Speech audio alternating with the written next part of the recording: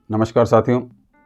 हमारे देश में हर जाति के जातिगत संगठन है, जिसको हम सामाजिक संस्था भी कहते हैं। कहीं ना कहीं हमारे बुजुर्गों का, हमारे पूर्वजों का इन संगठनों को बनाने का जो उद्देश्य रहा होगा वो ये रहा होगा कि इनके माध्यम से हम अपने समाज का विकास कर सकें, पूर्ण रूप से उनको आगे बढ़ा सकें और देश के विकास में अपना योगदान दे सकें। क्योंकि सब चीज़ें सरकार करेगी ऐसा ज़रूरी नहीं, हमें अपने लेवल पर भी अपना विकास करने के लिए प्रयास करना चाहिए। ये उद्देश्य रहा होगा संस्था बनाने का। और मैं समझता हूँ कि लगभग सभी जातिगत संगठनों ने अपने इस उद्देश्य में सफलता भी पाई है। वो अपने समाज का विकास भी कर पाए हैं और सरकार का सहयोग भी कर पाए।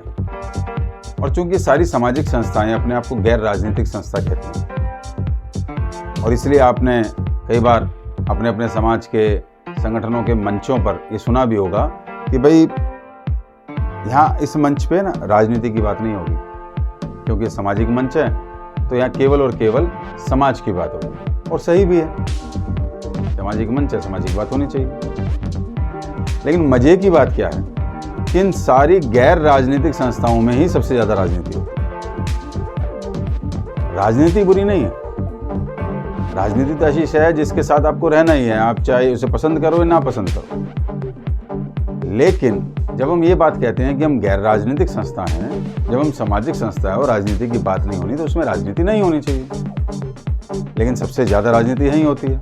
और मेरा अपना मानना है कि ये जो सामाजिक संस्थाएं होती हैं ये राजनीति का स्कूल होती हैं। यहाँ से आप राजनीति का क ख ग सीखते हो और जिस भी विचारधारा वाली दल को आप पसंद करते हो आप उसमें जाकर अपनी राजनीति करते हो। और चूंकि ये संस्थाएं सर्वांगीण विकास के लिए बनी हैं तो उसमें राजनीति भी एक है।